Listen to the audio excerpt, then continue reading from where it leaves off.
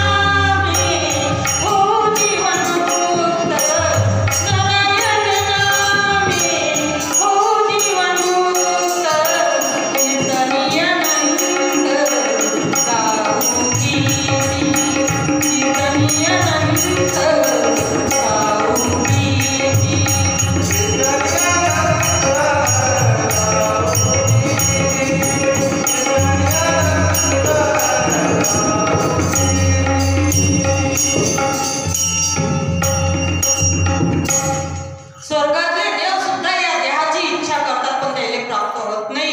या देहानं भगवंताचं नाम घेतले जाते, कीर्तन केले जाते आणि मनाला संतुष्टी प्राप्त होते, मनाला समाधान मिळते. भगवंताचं भजन केलं की, भक्ती केली की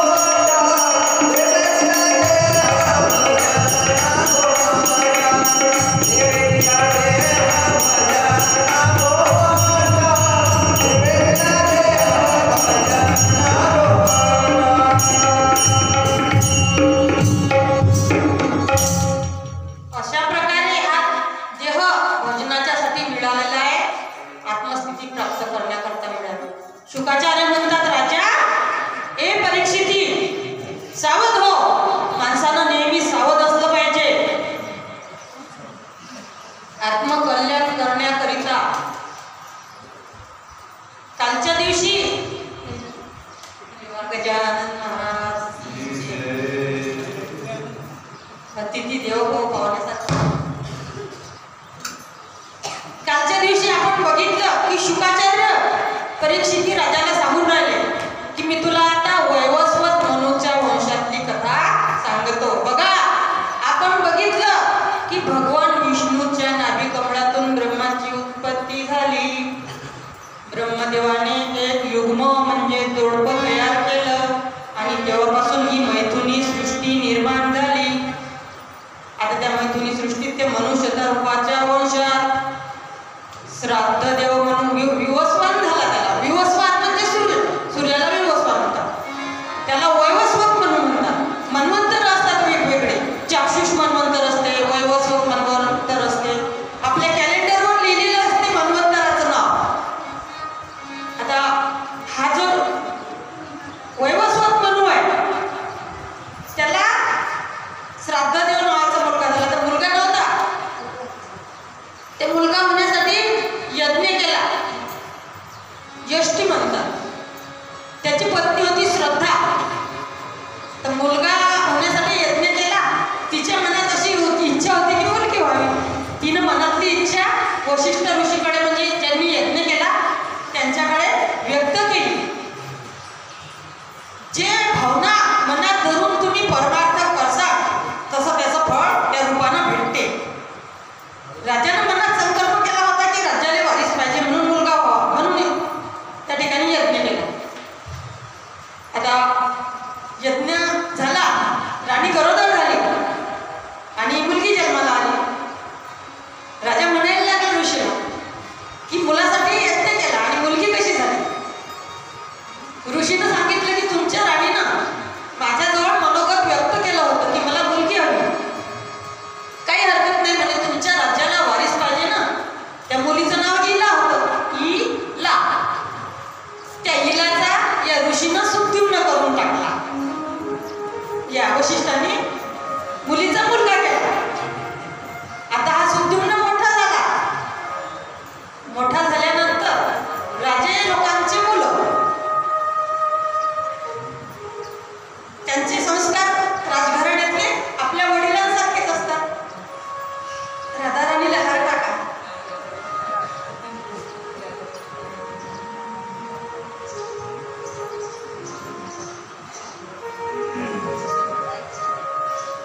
राजाप्रमाणे सुद्युम्न सुद्धा वनामध्ये शिकारीला गेला. आता तो गेला असताना त्याच्याजवळ सैन्य होतं. घोडे होते, हत्ती होते. त्याचं घोडदौड पायदौड म्हणजे एकटा नाही गेला. तो जिथं गेला फिरत फिरत त्या वनामध्ये पोहोचल्यावर तो पुरुष होता. त्या पुरुषाचा तो स्त्री झाला. बघा, नीट लक्ष देऊ नये का. तो स्त्री झाला. त्याच्या सोबतचे जे लोक होते त्या सुद्युम्नाच्या सोबतचे ते सुद्धा स्त्री झाले. तर एवढंच नाही, ते जे घोडे होते ते घोड्याचे घोडे झाले. त्यांचं लिंग परिवर्तन झालं. आता ते घाबरले. अचानक आपलं शरीर तपासून पाहिलं की स्त्रीचा देह झाला. कसं काय झालं बघा. आता एकदा काय झालं की भोले बाबा आणि पार्वती माता त्या वनामध्ये क्रीडा करत होते. क्रीडा करत असताना तिथं संकादिक ऋषी दर्शनासाठी आले असताना आई साहेबांना लाज वाटली. त्यावेळेस ऋषी परत गेले. पण भोले बाबांनी त्या वनात असं म्हणजे सांगितलं की या वनात जो कोणी पुरुष येईल तो स्त्री होईल. म्हणून तिथं जो गेला तो स्त्रीच होते. ते म्हणून हा सुद्युम्न आणि सुद्युम्नाचे सगळे सोबतचे ते घोडे वगैरे सगळे स्त्री झाले. आता हे फिरू लागले वनामध्ये. फिरता फिरता यांना बुधाचा आश्रम दिसला. बुधा चंद्राचा मुलगा. चंद्राला गुरुपत्नी पासून झालेला म्हणजे बृहस्पती गुरुची पत्नी होती तारा. तिला पळून नेलं होतं या चंद्राने आणि तिच्यापासून झालेला मुलगा तो गुरु. त्याचा आश्रम होता तिथं. आता त्याने या स्त्रीला पाहिलं. या सुद्युम्न जो स्त्री बनला होता त्याला तिचं नाव इला होतं. तिच्यावर मोहित झाला. लग्न केलं तिच्यासोबत. तिच्यापासून बरेच मुलं सुद्धा झाले. पण इकडे राज्याला वारीस नाही, कसं काय करा. वशिष्ठ ऋषीनं बघितलं ध्यान लावून की आपला शिष्य स्त्री बनला. इकडे याला सुद्धा वाईट वाटत होतं की पुरुषाचा स्त्री बनला, आता जीवन कसं काढलं. गुरुनं परत त्याला पुरुष बनवलं. पण शंकरजीचा श्राप खोटा ठरू नये म्हणून 1 महिना पुरुष आणि 1 महिना स्त्री असं त्यांना वरदान दिलं की बा आता तू 1 महिना पुरुष राहशील आणि 1 महिना स्त्री राहशील. कारण भोले बाबांना श्राप दिला होता त्या वनाला, त्याच्यामुळे त्यांचा श्रापही खरा ठरला पाहिजे आणि त्यांचं वचनही पाळलं गेलं पाहिजे. आता असं करता करता बरेच दिवस निघून गेले. लोक म्हणत होते हा घरी गेला.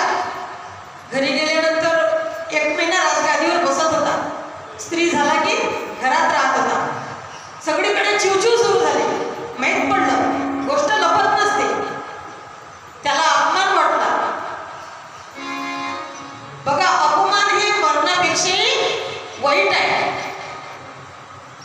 निघून गेला होना आणि जे आपले मुलगा होता त्या मुलाला राजगादीवर बसवलं. तर मुलगा राजगादीवर बसवला. मुलाचं सुद्धा मन एका अप्सरेवर गेलं. बघा, विषय कसे असतात. या विषयानं माणसाचा घात होत असतो. प्रपंचातले विषय. पण प्रपंचात जर भगवंताची भक्ती करीत राहिलं आणि प्रपंच करत राहिलं तर विषयाची बाधा होत नाही. जोपर्यंत आपलं हे शरीर आहे, त्या शरीरात आत्मा आहे, जीवात जीव आहे, तोपर्यंत भगवंताचं भजन करा. ज्ञानेश्वर माऊली ज्ञानेश्वरीत वर्णन करतात. असता दीपू दवडीचे मग अंधकारी रहाटीचे तरी उजूची का आघाडीचे जयापरी. या देहरूपी दिव्यात हे आत्मरूपी ज्योत आहे. हे ज्योत मालवली की संपलं सगळं. जोपर्यंत या देहरूपी दिव्यात ज्योत आहे तोपर्यंत त्या उजिडात कामं करून घ्या, भक्ती करून घ्या. नंतर दिवा इजल्यावर अंधारात ठोकरा खा लागता. म्हणून ठोकर खाण्यापेक्षा सावध. आपण काय म्हणतो, ठोकर लागली की माणूस सावध होते. म्हणून संत सांगतात आपल्याला की तुम्ही नेहमी सावध व्हा. प्रपंच करू करू माणसाचं कसं होते तुकाराम महाराज वर्णन करतात. आयुष्य वेचुनी पोषणे काही केले सांग बाबा. कथा चक्र सारासे कवाडे. आयुष्य वेचुनी कुटुंब पोषिले. आयुष्य वेचुनी कुटुंब पोषिले.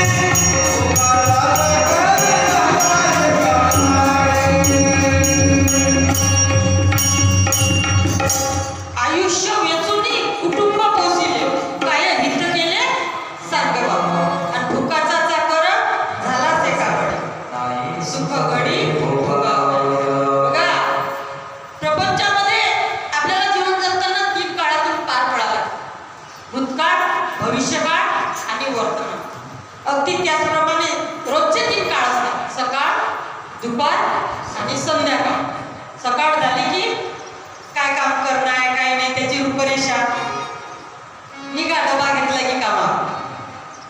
12 वाजले की भूक लागते, जेवलं की परत कामा. संध्याकाळी घरी आलं, 2 घास पोटात टाकले, झोपले की दुसऱ्या दिवशी तीच दिनचर्या.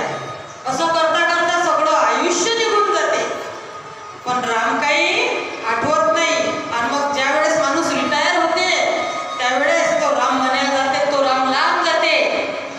तोत्री शब्द येतात, राम म्हटलं की लांब, मग सगळे हळशीड करतात. तर देव म्हणते तुझ्या घरातलेच तर तुले हळशीड करतात. आणि आता जेव्हा चांगला होता तेव्हा मंदिरात आला नाही, राम म्हटलं नाही, आणि आता मला कशाला म्हणे आठवून राहिला.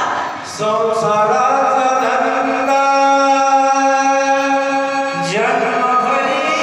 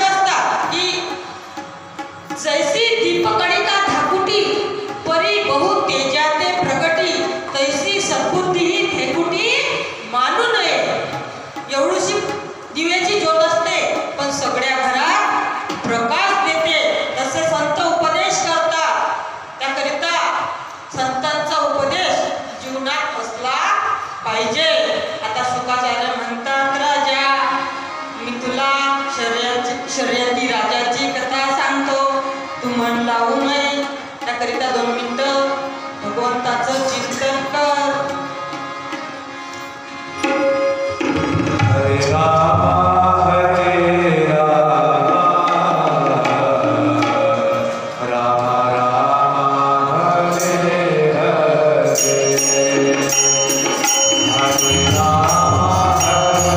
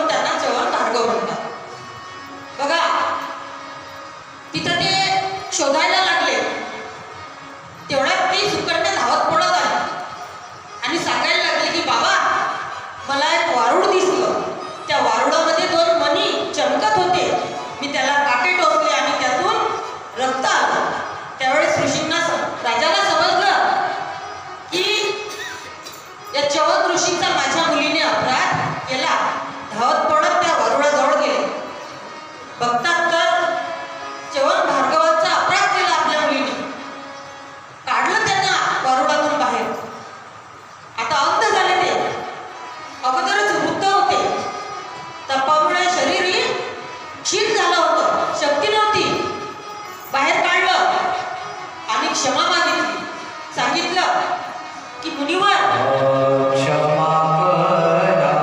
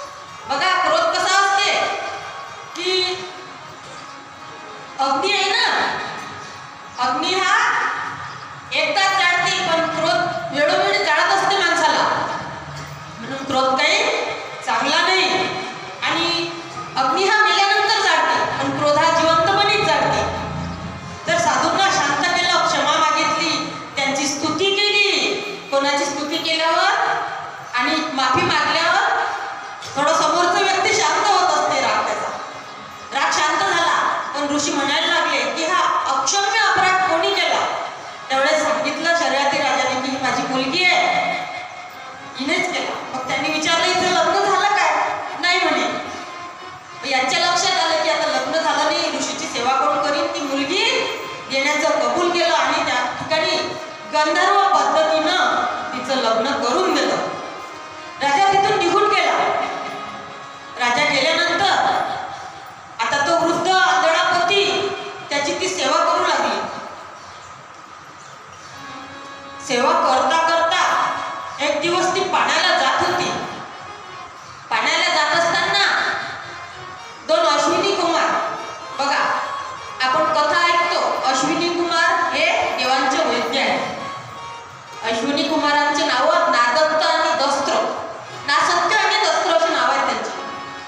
ते दोघं नासत्य आणि दसरा आले त्या काठावर. तिला बघितलं, अतिशय सुंदर लावण्यवती तरुण स्त्री. आणि विचारलं तू कोण आहे? तिने सांगितलं की मी च्यवन भार्गवांची पत्नी आहे. ते म्हणायला लागले की एवढी राजाची मुलगी आणि या अरण्यामध्ये पाण्याला या नदीच्या काठी आली, तू का लग्न केलं अशा माणसासोबत? तू राजकुमारी आहे, तू चांगली राजपुत्रासोबत लग्न झालं असतं, राजघराण्यात राहिली असती, सुख वैभव भोगलं असतं, तू अशी दरिद्री का भोगून राहील? त्यावेळेस तिने सविस्तर माहिती सांगितली आणि विनंती केली की आमच्या आश्रमात चला. नेलं त्यांना आश्रमात. त्यांनी बघितलं ऋषींना, ऋषींची अवस्था बघितली.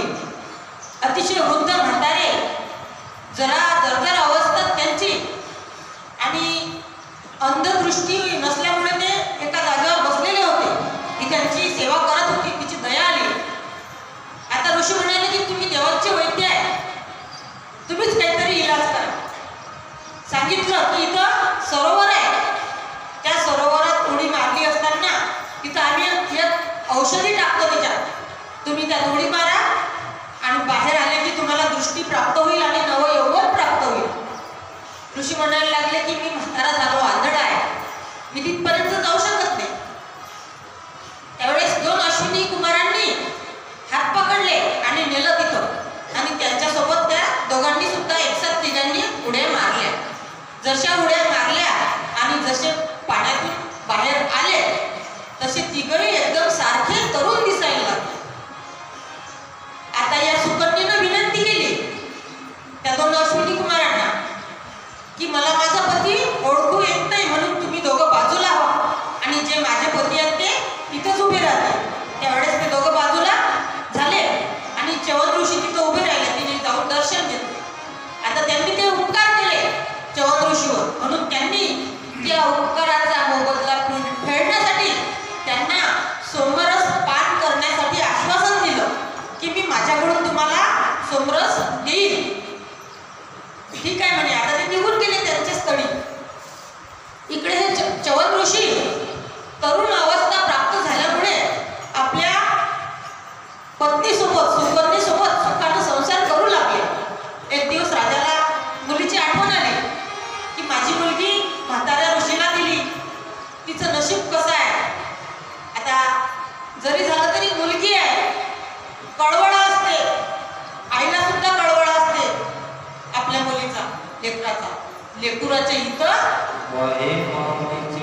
अशी कळवळ्याची जाती आई म्हणते जा ना माझ्या मुलीची भेट घेऊनच त्या आता आठवण आली. निघतात राजेसाहेब, जातात आणि दुरूनच बघतात की आपली मुलगी एका तरुण पुरुषास बरोबर बोलत आहे, बसलेली आहे, गप्पा गोष्टी करत आहे.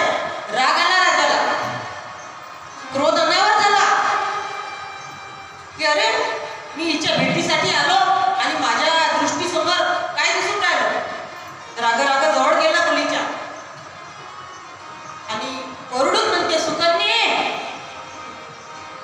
तुला असं वर्तन शोभत नाही. आपलं शील काय, चारित्र्य काय. बघा शास्त्र सांगते सेहत बिगड़ गई तो फिर से सुधर जाएगी. पैसा गया तो कमा सकते हैं लेकिन शील गया तो सब कुछ गया. इसलिए संभल कर रहना चाहिए, देखना चाहिए. आता राजा म्हणते सुकन्ये तू या चुकीचं वागून राहिली. जवळ जाते, ती हसते, ती म्हणते बाबा तुम्ही समजता ना, तसं काही नाही, तुमचा गैरसमज झाला. अगं म्हणे मी डोळ्यानं बघून राहिलो, उघड्या डोळ्यानं, तरी सुद्धा मला म्हणते गैरसमज. बघा कधी कधी डोळ्यानं बघितलेलं नाही सत्य नसते. कधी कधी बहीण भाऊ गाडीवर बसून जातात, आपण म्हणतो बा दोन पोरगांपैकी. कधी कधी डोळ्यानं बघितलेलंही सत्य नसते, कधी कधी कानानं ऐकलेलंही सत्य नसते. आता तिने नमस्कार केला आणि सांगितलं की बाबा अगोदर पाणी प्या, बसा आणि माझं म्हणणं ऐकून घ्या. आणि ऐकल्यानंतर सांगितलं की बाबा हे तुमचे जावई आहे. तिथं अश्विनी कुमार म्हणजे नादत्त आणि दस्त्र आले होते, त्यांनी यांना औषधी टाकून सरोवरात उड्या मारल्या आणि त्यांना चांगला नवीन देह प्राप्त झाला आणि यांनी त्यांना सोमरस सुद्धा पान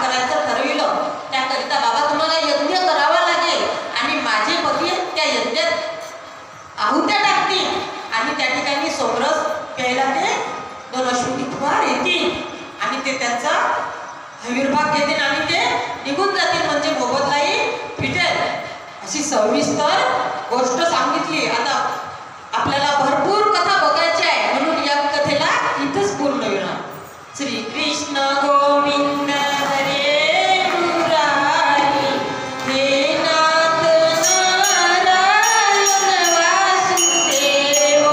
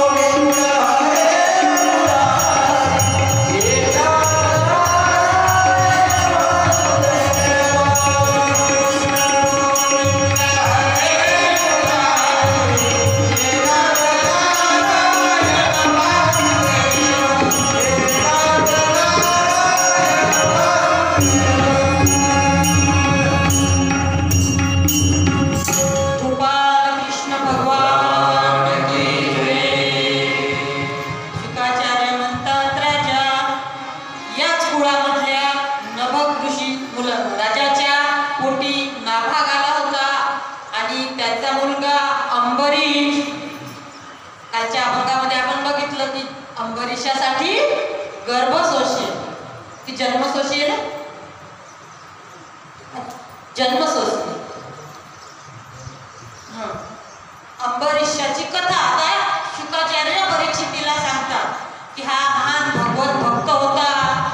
हा दशमीला एक भक्त राहायचा. एक भक्त म्हणजे एक टाइम जेवण, आणि द्वादशीलाही एक भक्त राहायचा.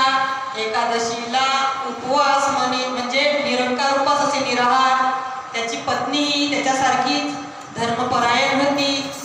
आता नारद महर्षी खूप रिकामी असतात, सगळीकडे कुठे काय चालू आहे कुठे काय नाही पाहत असतात. एकदा रस्त्यानं चालले होते, जात असताना पाहिलं की दुर्वास ऋषी चालले. आता दुर्वास ऋषीला अहंकार झाला होता की मी भोले बाबाचा भक्त आहे आणि माझ्यासारखा कोणी भक्तच नाही. आई जगदंबेनं हार दिला मले, म्हणजे ते न गुमेजणारी फुलांची माळा दिली, अक्षय माला म्हणतात त्याला. ती माळा दिली, जात होते रस्त्यानं आणि नारद दिसले. नारदाला सांगितलं की बघ नारदा, बघा मला आई जगदंबेनं अक्षय माला दिली, ही माला कधीच कोमेजणारी नाहीये. मी एवढा देवाचा भक्त आहे, मी देवाचं स्मरण करतो, कधी देवाला विसरत नाही. नारद म्हणतात तुम्ही तर ऋषी आहे, तुम्हाला तेवढंच काम आहे, पण संसार करून परमार्थ करणं काही सोपं नाही, राज्य सांभाळणं काही सोपं नाही. बघा राजा अंबरीष तुमच्यापेक्षाही श्रेष्ठ आहे. त्या भगवान विष्णूचा भक्त आहे, तो इतकी भक्ती करते की त्याच्यासारखा दुसरा कोणी भक्तच नाही. असं काय म्हणे रागाला द्वेष मत्सर, म्हणजे आपल्यापेक्षा कोणी पुढे गेलंच नाही पाहिजे, आपल्या कानाच्या खालीच राहिले पाहिजे. असं काय म्हणे मी आता त्याची परीक्षा घेतो. आता इकडे अंबरीष राजानं एकादशीचं पारणं सोहळ्यासाठी, द्वादशी म्हणजे काही घटकाच राहिली होती, नंतर त्रयोदशी लागणार होती, म्हणून आता नैवेद्य वगैरे काढले. तेवढ्यात ऋषी आले. ऋषी आले, नमस्कार केला, अतिथी देवो भव, नमस्कार केला आणि सांगितलं की बरे आले, आता पंगतीचा योग आहे. आता तसं मी जेवण करा. ऋषी म्हणत मला माध्यान्ह काल आटपायचं म्हणजे संध्या स्नान करायचे. आलोच म्हणत गंगेवरून. आणि जे आपल्या ऋषींना सोबत घेऊन गेले तर ते मुहूर्त टोळेपर्यंत आलेच नाही. त्यांना त्यांची परीक्षाच घ्यायची होती. आता इकडे राजाला वाटलं की द्वादशी थोडा वेळ राहिली, आता त्रयोदशी लागेल. कार्तिक महिन्यातली शुक्ल पक्षातली एकादशीची द्वादशी होती. लक्ष ठेवायचं. आता राजाला वाटलं मुहूर्त टळी म्हणजे आपल्याला फळ काही भेटणार नाही. मग ब्राह्मणाला विचारलं की आता करा तर काय करा. ऋषी क्रोधी आहे, श्राप देतील. ब्राह्मणांनी सांगितलं की हातावर पाणी घे, नैवेद्याला फिरव आणि पाणी प्राशन कर, म्हणजे तुला व्रत सोडल्याचंही फळ भेटेल आणि उपवासही मोडणार नाही पाणी प्राशन केलं. ठीक आहे म्हणे. राजाने तसंच केलं. नैवेद्य दाखवला, पाणी फिरवलं देवाला आणि हातावर पाणी घेतलं आणि ते पाणी प्राशन केलं, म्हणजे उपवास सोडल्याचंही फळ भेटलं आणि व्रत मोडलंही नाही. तिकडून ऋषी आले. ऋषीला राजाचा चेहरा टवटवीत दिसला. ऋषीने ओळखलं की याने पारणा सोडला द्वादशीचा. क्रोध आला, अद्वा बोलायला लागला. तू गर्विष्ठ आहे, तू श्रीमंत आहे, तुला अहंकार झाला संपत्तीचा, तू राजा आहे, पण तुला विश्राप देतो, जा म्हणे.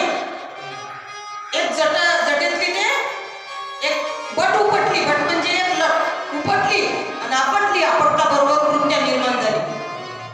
ते कृत्या लागली त्या अमरीशाकडे धावायला. तर भगवंतानं सुदर्शन सोडलं. ते कृत्या भस्म करून टाकली आणि या दुर्वासाच्या मागे लागली. दुर्वास पुढे पळत होते, ते सुदर्शन चक्र मागे पळत होतं. जसे जसे दुर्वास पुढे पळत होते तसं तसं ते मागे जात होतं.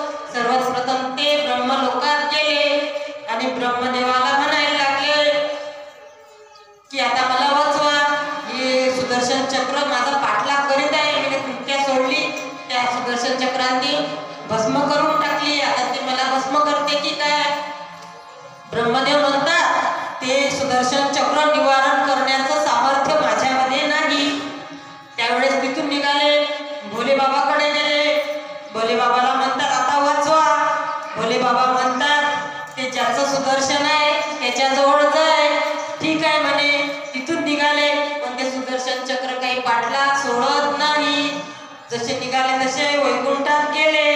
वैकुंठात गेल्यानंतर भगवान विष्णूला विनंती केली, हात जोडले आणि म्हणायला लागले शांताकारं भुजगशयनं पद्मनाभं सुरेशं विश्वाधारं गगनसदृशं मेघवर्णं शुभांगं लक्ष्मीकान्तं कमलनयनं योगिभिर्ध्यानगम्यं वन्दे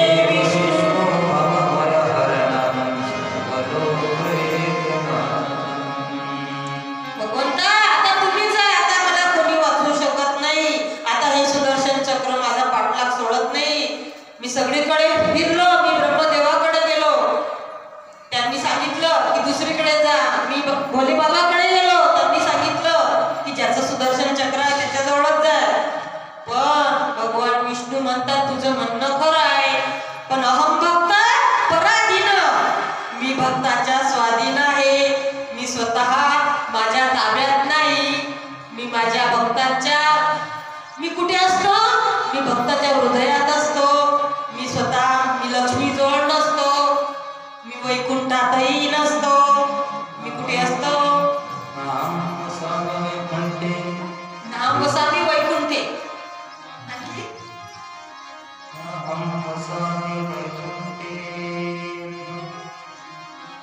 अशा प्रकारे मी वैकुंठात नाही, मी लक्ष्मीच्या जवळ नाही, मी क्षीरसागरातही नाही, मी भक्ताच्या हृदयात आहे. अहम भक्त पराधीन. माझे भक्त गाती जेते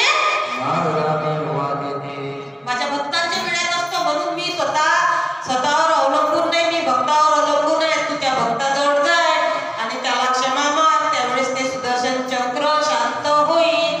त्यावेळेस ते अंबरीश राजाच्या जवळ ते दुर्वास ऋषी पळत पळत गेले. लंगोटी सुटली, कमंडलूही पडला, निर्वस्त्र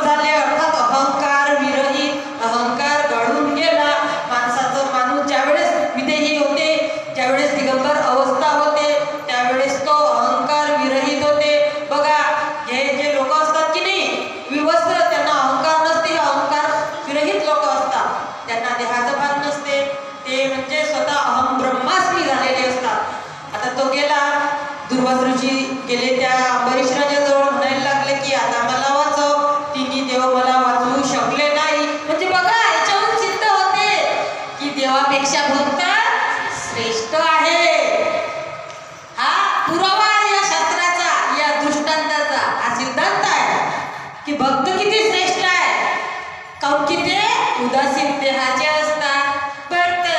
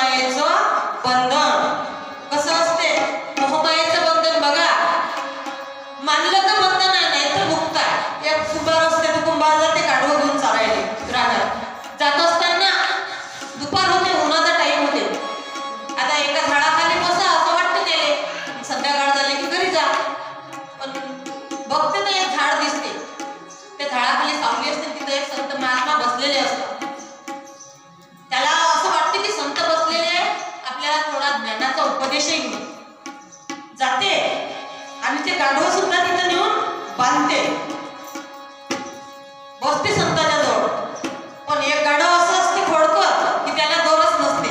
आणि ते बिना दोराचं खोडकर म्हणजे ते दोर तोडते. त्या दिवशी त्याला दोर नसते, ते सारखं धावधाव उन्हातच जाते. हा बसते साधूजवळ, ते उन्हात गेले की त्याला आणायला जाते. हा बसते साधूजवळ, ते उन्हात गेले की त्याला आणायला जाते. काही त्याला म्हणजे बसायला चैनच नसते. शेवटी साधू महात्म्याला म्हणते मला उपदेश ग्रहण करायचा आहे, पण हे गाढव सारखं उन्हात जाते. सगळे मागले पण हे एकच गाढव असं आहे की धावधाव उन्हात जाते. आता ते साधू म्हणतात बघा, म्हणतात की पैसा द्या पण अक्कल देऊ नाही कोणाला. पण साधू लोक फुकट अक्कल देत असतात, घेतली पाहिजे. म्हणून साधूचं म्हटलं ना, ऐकलं पाहिजे. साधू थोर जाना, साधू थोर जाना कलियुगी 3 वेळा म्हणतात, 1 वेळा नाही. साधू थोर जाना, साधू थोर जाना, साधू थोर जाना कलियुगी. या कलियुगात तेच थोरात साधू. विचारलं की आता काय करू, तुम्ही साधू आहे, तुम्हीच सांगा, तुम्ही आम्हाला अक्कल द्या, म्हणजे ज्ञान द्या की हे सगळे गाढव बसले सावलीत बांधले तर आता एका याच्यावर काय उपाय करू. अरे सोपी गोष्ट आहे म्हणे, जाय बाकीचे जसे आणले की नाही तसं ते आण कान धरून आणि गंमत गंमत बांधतात. ठीक आहे,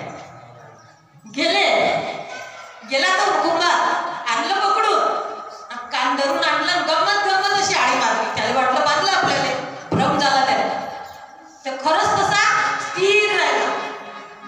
आता मस्त दोघांचा संवाद झाला, संवाद साधला साधू सोबत. घरी जावं म्हणे. तो कुंभार घरी जाण्यासाठी आपले गाढवं सोडायला लागला.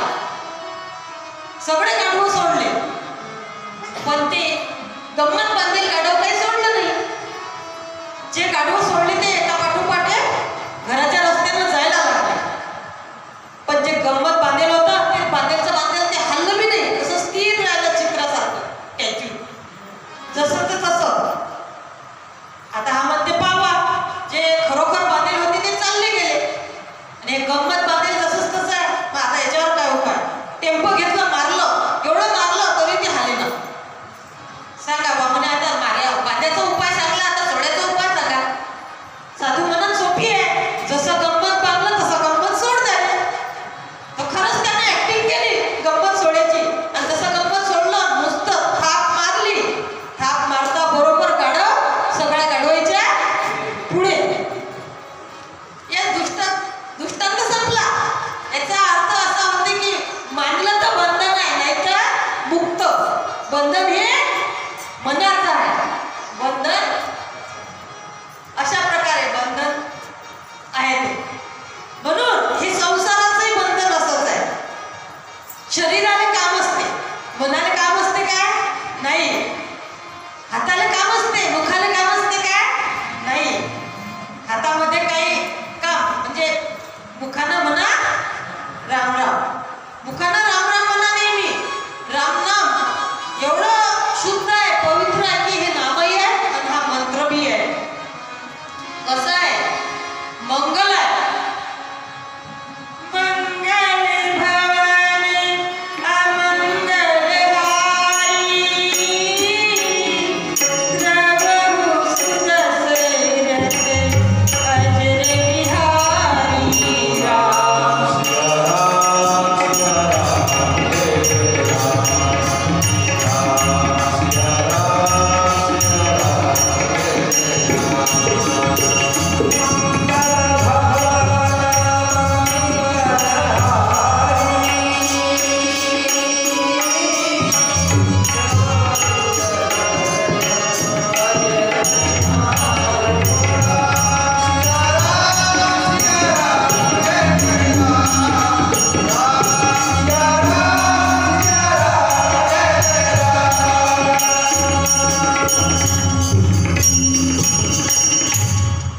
मंगल आहे भगवंताचं नाव.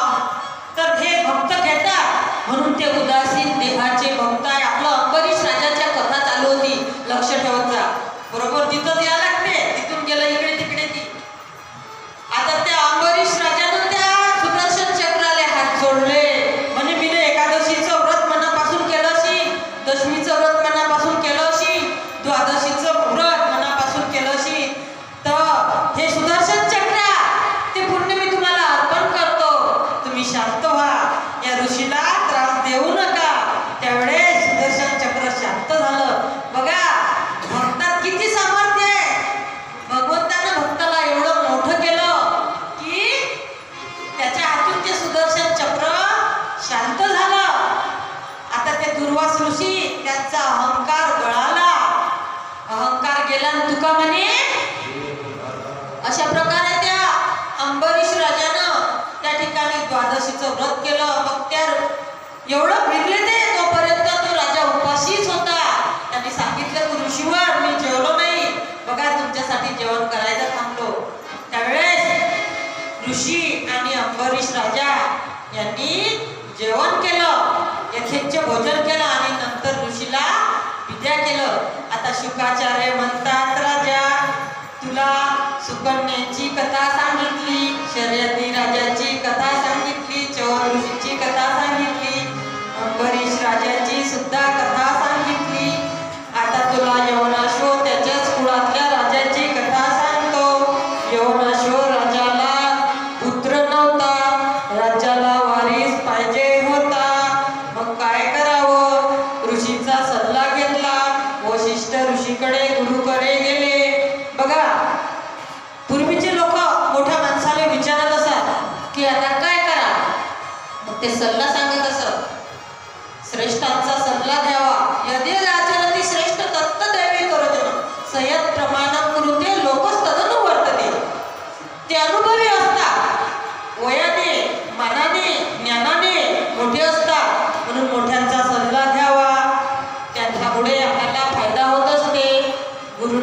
सांगितलं की तू आता यज्ञ कर की काय म्हणे. सभा मंडप ठेवला, सुंदर केळीचे खांब बांधले, चांगली यज्ञाची एक वेदिका तयार केली, आहुत्यांसाठी सामान आणलं, चांगले मोठे मोठे ब्राह्मण बोलावले, मुहूर्त पाहिलं आणि ब्राह्मणाच्या हातून तिथं यज्ञ सुरू केला. तिथं यष्टी चालू झाली, तिथं पाणी ठेवलं. आता पाणी ठेवलं असताना त्या यज्ञाच्या आहुत्या पडत होत्या. पडत असताना त्या आहुत्यांच्या वेळेला जे मंत्र म्हणत ते त्या कलशावर पडत होते, ते कलशातल्या पाण्यावर पडत होते आणि पुत्रप्राप्तीसाठी पडत होते. यज्ञ 3 दिवस चालला. यज्ञ संपन्न झाला तिसऱ्या दिवशी. त्या कलशातलं ते अभिमंत्रित पाणी आता राणीला सुमुहूर्त पाहून प्यायला देणार. त्याकरिता ऋषींनी सांगितलं की उद्या सकाळी आंघोळ झाली की राणी ते पाणी प्राशन करी. त्यावेळेस ब्राह्मणांनी आपापले हविर्भाग ग्रहण केले. तिथं ते त्यांची दक्षिणा दिल्या गेली आणि निघून गेले आणि सांगितलं की उद्या सकाळी हे पाणी आंघोळ झाल्यानंतर प्यायचं. ठीक आहे म्हणे. झोपले. उन्हाळ्याचे दिवस होते. उन्हाळ्याचे दिवस होते, रात्रीची वेळ होती. राजाला तहान लागली. आता त्या यज्ञ मंडपात ते कलशात पाणी ठेवलेलं होतं. चुकून झोपी भरल्या डोळ्यानं तहानलेला राजा त्या कलशाजवळ गेला आणि जे राणीला पाणी प्यायचं होतं ते पाणी राजाने पिलं आणि राजा गरोदर राहिला. गोपाल कृष्ण भगवान की जय. आता राजा गरोदर राहिला. राजाला लाज वाटू लागली. दिवसेंदिवस राजाचं पोट वाढू लागलं. पण बाळाला जन्म तर दिलाच पाहिजे, कारण हे संपत्तीला वारीस करण्यासाठी एवढा मोठा यज्ञ केला. आता लोकांनी पाहिलं हे कसं काय झालं, अशक्य गोष्टी कशा काय शक्य होऊन राहिल्या. विचारलं, राजानं सांगलं बघ कसं काय. ऋषीने सांगलं आम्ही ते पाणी राणीला प्यायला सांगितलं. तर राजानं झोपी भरल्या डोळ्यानं ते चुकून ताट लागली होती म्हणून पेलं. आता जे होऊ नये ते झालं, पण पोरगा तर पाहिजे. 9 महिने 9 दिवस झाले. त्या युनाश्व राजाचं पोट दुखू लागलं.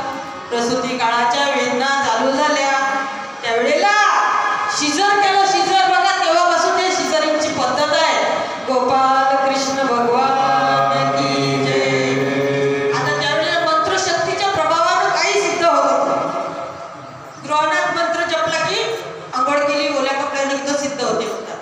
पण त्याच्यासाठी नियम असतात. ते सगळे नियम पाळायला लागतात. आपल्याच्यात काही नियम पाळले जात नाही. खूप कठीण नियम असतात. म्हणून ते पहिले लोक नियम पाळत म्हणून त्यांचे मंत्र सिद्ध असत.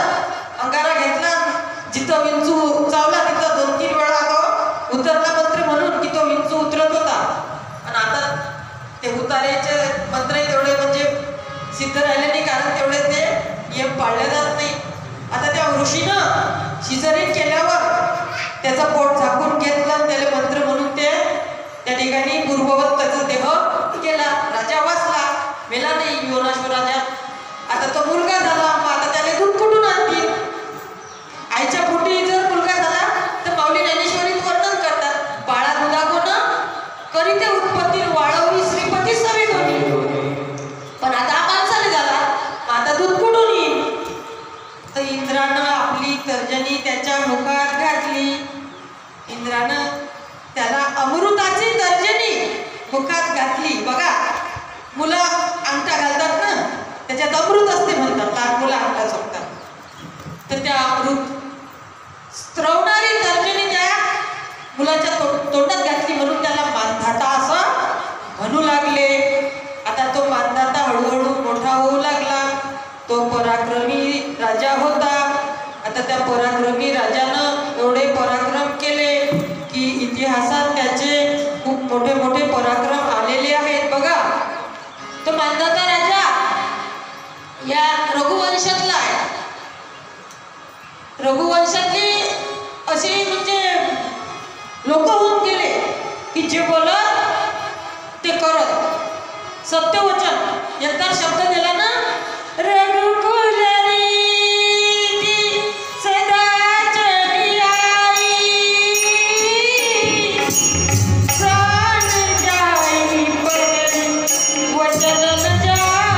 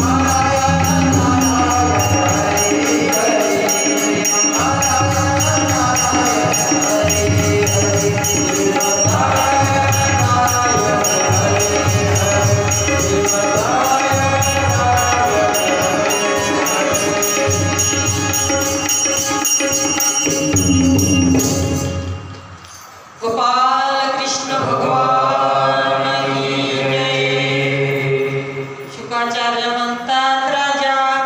या राजाच्या कुळातला एक गादी नावाचा राजा होऊन गेला. त्याने आपल्या मुलीचं लग्न करायचं ठरवलं. एक रुचिक नावाचे ऋषी होते बघा. त्या रुचिक ऋषीला या गादी राजाने आपली मुलगी जी सत्यवती नावाची होती ती दिली. आता त्या सत्यवतीला भाऊ नव्हता, म्हणजे या गादीला मुलगा नव्हता. आता बरेच दिवस निघून गेले लग्नानंतर त्या ऋषीच्या सोबत त्या सत्यवतीला सुद्धा मुलबाळ झालं नाही. एकदा ती माहेरी गेली असताना आईला म्हणते, आई आपण दोघी समदुःखी आहोत. मला मुलबाळ नाही आणि मला भाऊ सुद्धा नाही. बघ म्हणते आपल्याला दोघीला सुद्धा पुत्रप्राप्ती व्हायला पाहिजे. मग काय करावं? आता संत काही करू शकतात. भगवंताचे भक्त असतात म्हणून काय नव्हे केले एक चिंतिता विठ्ठले. त्याचं नाम घेतात ते आणि त्यांच्यात तेवढं सामर्थ्य होते. कृपा करते भगवंत. त्या म्हणते तुझ्या पतीला विनंती कर. रुचिक ऋषीला कोण म्हणते? गादी ऋषीची पत्नी तिच्या मुलीला सत्यवतीला, तुझ्या पतीला सांग की मला भाऊ हवा आणि मला मुलगा सुद्धा हवा. सांगते. ऋषी म्हणतात काही हरकत नाही, मी 2 चरू शिजवतो आणि मंत्रशक्तीच्या प्रभावाने तुम्हाला पुत्र प्राप्ती होईल. ते चरू तुम्ही दोघी जणी वेगवेगळे खायचे. ठीक आहे म्हणते. 2 बट घेते. बट असत पहिले ते गोल त्या चुलीवर जायला लावला की त्यात मस्त शिजत आहे भात काही वरण. ते बटात चरूमध्ये तांदूळ शिजवते आणि त्याच्यावर मंत्र म्हणते रुचिक ऋषी. दोन्ही वेगवेगळे बट असतात, एक आईसाठी एक मुलीसाठी. मंत्रशक्तीच्या प्रभावानं पुत्र प्राप्तीचं सामर्थ्य निर्माण होते त्यात. आणि ऋषी सांगतात बघ हा बट तुझ्या आईचा, हा बट तुझा. आता मी गंगेवर आंघोळीला जातो. आता गंगेवर आंघोळीला गेले ऋषी की मुलगी आईला सांगते, आई बघ ते तिकडून आले आंघोळ करून की आपल्याला दोघीला हे 2 चरू देतील. म्हणते हा चरू माझा, हा चरू तुझा आहे. आता या मुलीला वाटते की आपल्या जवळनं स्वतःच्यासाठी चांगला पोरगा झाला पाहिजे म्हणून चांगला शिजवला असेल आणि आपल्यासाठी खराब शिजवला असेल. हे लगे असा इकडला तिकडे ठेवते, तिकडला इकडे ठेवते आणि पटकन खाऊन किती जवळ नदीहून घरी येऊ देत नाही. आता ही मुलगी म्हणते आई तू काय केलं? म्हणते मला वाटलं की हा माझा होता काय, तिनं हाच खाऊन घेतला. आता हे जर सासूसाठी जवळनं शिजवायला असते तर शेवटी मुलीला खाला. ते रुचिक ऋषी येतात गंगेवरून, विचारतात की चरू कुठं आहे? म्हणते माझ्या आईने खाल्ला. म्हणते कोणता खाल्ला? म्हणते हा माझा सांगितला होता तुम्ही, तो आईनेच खाऊन घेतला आणि आईचा मला राहू दिला. आता हा मी खाते म्हणते. ऋषी डोक्याला हात लावतात. म्हणतात अगं जो तुझ्या आईचा मुलगा तुझा वडील राजा आहे म्हणते, राजाच्या गादीवर बसण्याकरता क्षत्रिय कसा पाहिजे ते मंत्र म्हणून मी ना तसा तो चरू शिजवला. क्षत्रियात कसं सामर्थ्य पाहिजे, राज्य कसं चालवलं पाहिजे, ते गुण कसे निर्माण होतील त्या मुलामध्ये, त्या पद्धतीने मी मंत्र म्हणून तो चरू तयार केला. पण तुझ्या आईनं उलट केलं. तिला वाटलं की आपल्या मुलीला आपल्या जावयाने चांगला चरू शिजवला असेल. अशी बायांची बुद्धी असते म्हणते. तर म्हणते आता तुझ्या आईच्या पोटी येणारा महान भगवत भक्त येईल म्हणते. काऊन की तुझ्या आपण साधू आहे, साधूच्या पोटी साधू जन्माला येणार होता म्हणते. तर तो म्हणते आता तुझ्या आईच्या पोटी त्याच्यावर चांगले संस्कार टाकले की बा साधू झाला पाहिजे, तो तुझ्या आईच्या पोटी येईल. जो क्षत्रिय तो तुझ्या पोटी येईल म्हणते. आता ते असं झालं, असं व्हायला पाहिजे होतं तर. म्हणून मग काही दिवसानं ते गरोदर राहतात, दोघी प्रसूत होतात. हिच्या पोटी महान क्रोधी जमदग्नी येते सत्यवतीच्या पोटी आणि तिच्या पोटी विश्वामित्र आहे. आता ते माम भाषे आहेत. आता ते मोठे होतात.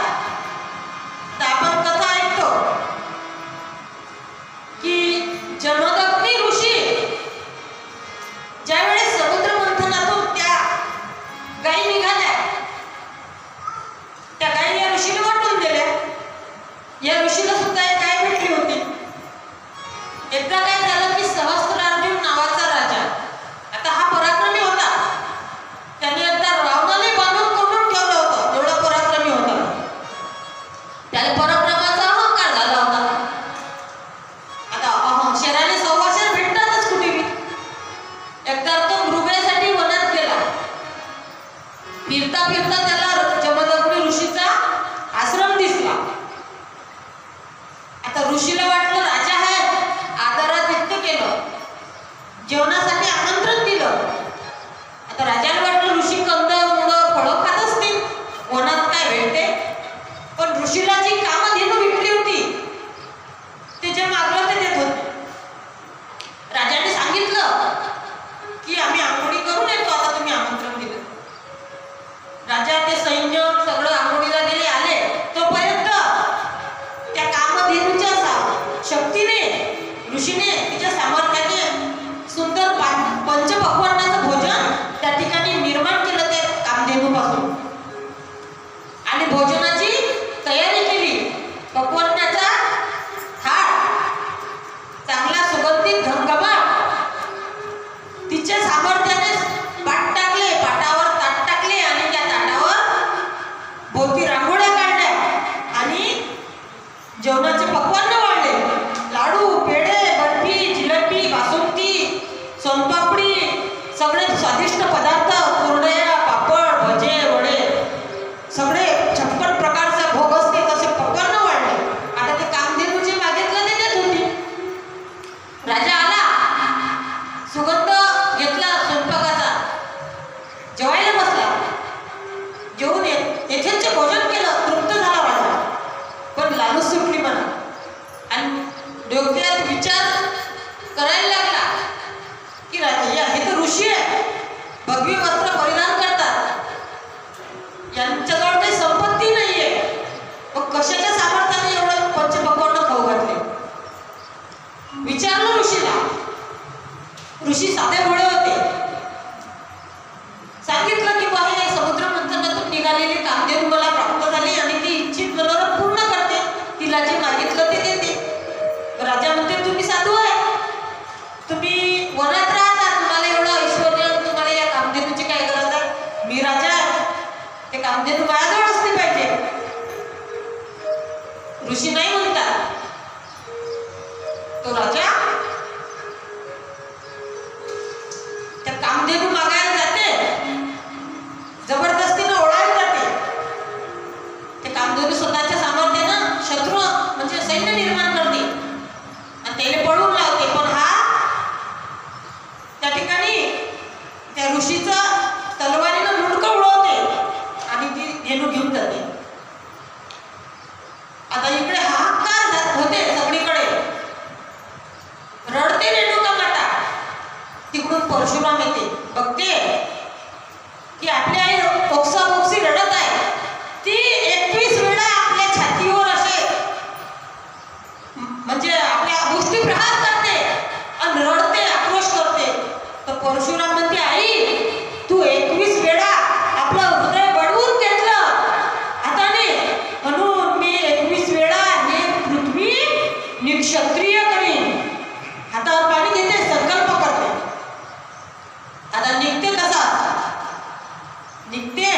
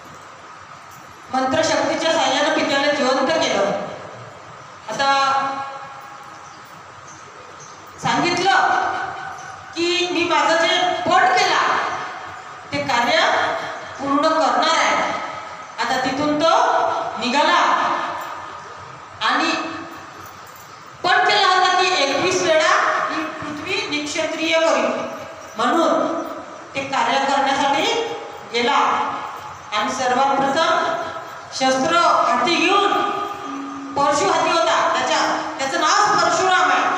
त्या परशुनं संहार करणं लावला. सगळीकडे रक्त बंबाळ झाले, जिकडे तिकडे रक्तच रक्त. आता पाहून राहिले सगळेजण. शेवटी विनंती केली की बस करा, आता बस झालं. सगळेच राजे जर मारले तर या पृथ्वीचा संहार झाला तर या पृथ्वीला राज्य कोण करेल? तेवढेच थांबले परशुराम. इकडे ऋषी जिवंत झाले आणि ऋषींनी आशीर्वाद दिला की जा आता तू तपश्चर्या कर. पण तुला परशुरामा, तुला राजाची हत्या केली, हे काही चांगलं नाही केलं, तर प्रजेचा पालक आहे. जा म्हणे, याचं पापाचं क्षालन होण्यासाठी तू तपश्चर्या कर. तपश्चर्या करायला गेली. तीर्थयात्रा कर. तीर्थयात्रा केली की पापाचं क्षालन होते. पापाचं क्षालन होण्यासाठी तीर्थयात्रा करायला गेली.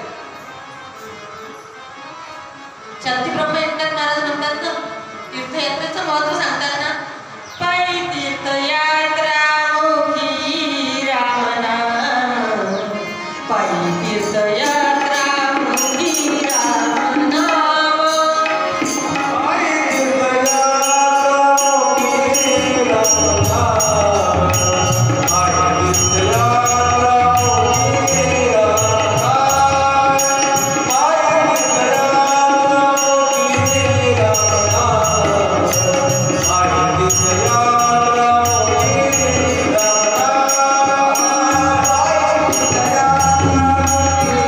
पायी तीर्थयात्रा मुखी राम नाम, पायी तीर्थयात्रा मुखी गेली असताना इकडे ऋषीला पूजेसाठी देवपूजेसाठी पाणी पाहिजे होतं. रेणुका माता रोज सकाळी आंघोळ करून फुलं वेचून आणायची, गंगेवरून पाणी आणायची आणि जमदग्नी ऋषी हवन करायचे. ऋषींना तेच कार्य असायचं, मग हवन करायचं. आता ऋषी वाट पाहून राहिले की देवपूजेसाठी पाणी आणायला गेली, अजून परत का आली नाही. आता बघा दृष्ट डोळे हे पाप करतात. आपण बघितलं की त्या ज्या वेळाने काय बघितलं ते वाईट दृष्ट एकाच परस्त्रीला परपुरुषासमोर त्या डोळ्यांनी पाप केलं, त्यामधून वासना मनात शिरत असते. आता ती गेली पाण्याला, तिथं चित्ररथ नावाचा गंधर्व त्या पाण्यामध्ये जलक्रीडा करीत होता. आता जलक्रीडा करीत असताना तिने दृष्टीने ते बघितलं, तो विवस्त्र अवस्थेमध्ये होता. आता तिने ते डोळ्याने बघितलं, तिच्या पतीला वाटलं हिला उशीर का लागला. तिचं मन विचलित झालं, तिच्या मनात दोष निर्माण झाला. ऋषीला ते कळलं, ऋषीला क्रोध आला आणि अंतर्ज्ञानाने सगळं जाणून घेतलं. इकडे ते ऋषी घरी पत्नी घरी आली आणि येता बरोबर तेवढ्यात तीर्थयात्रा करून परशुराम घरी आले. आता परशुराम घरी आले, वडिलांना नमस्कार केला. बघितलं की वडील क्रोधित दिसतात. क्रोधात भवती स्मृती विभ्रम स्मृती भ्रंशात बुद्धिनाशो बुद्धिनाशात प्रणश्यती. क्रोधामध्ये माणसाचा तमोगुण वाढलेला असतो. राग आला होता, तमोगुण वाढला होता. सांगितलं की परशुरामा आलास का तू? हो म्हणे. आणखी 4 मुलं होते, त्या मुलांना जवळ बोलावलं. हा मोठा होता, ते लहान होते. त्यांना आज्ञा केली की तुमची आई आली ना पाणी घेऊन? हो म्हणे. चला हिचा शिरच्छेद करा. मुलं म्हणायला लागले की ती आमची आई आहे, आम्ही असं करू शकत नाही. आई कशी असते? आई मायेचा सागर असते. आई माझी मायेचा सागर,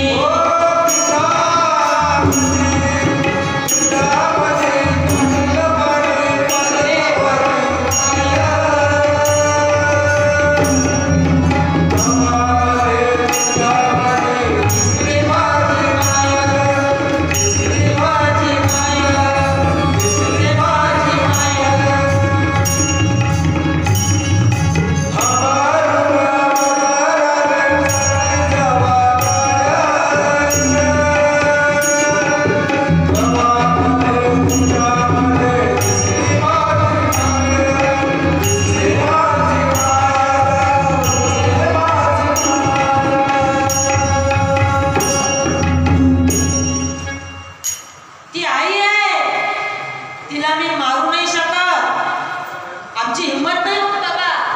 त्यावेळेस जेव्हा अग्नी ऋषी परशुरामाकडे बघतात, बघा मुलगा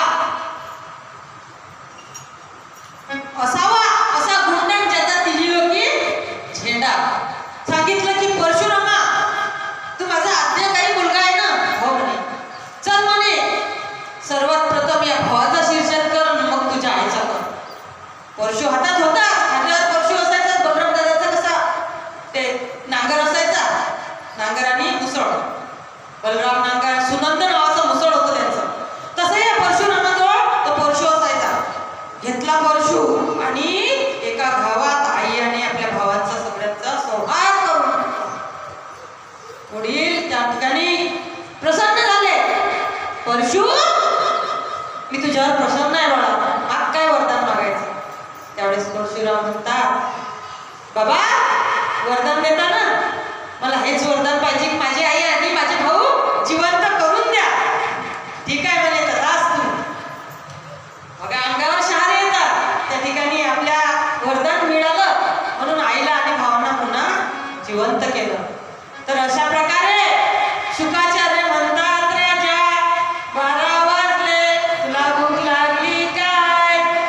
शुक म्हणतात, तुझा मृत्यूकाळ जवळ येत आहे. म्हणून परीक्षिती म्हणते, माझी तहान भूक हारली. संत दर्शने हा लाभ, पद्मनाभ जोडी येणे. माझं भाग्य उजळलं, तुमच्यासारखे संत भेटले म्हणून मला भगवंताची कथा ऐकायला मिळून राहिली. हे अमृत प्राशन करून राहिलो म्हणून हे भूक काही लागत नाही, तहान काही लागत नाही. पण 12 वाजले की दुपारच्या वेळेला कथेला विराम देत असतात, म्हणून थोडासा विराम घेत असतात. त्याकरिता थोडंसं भजन करा. आता हे सत्र संपलं, पुन्हा 3 वाजता दुसऱ्या सत्राला सुरुवात होईल. अमृत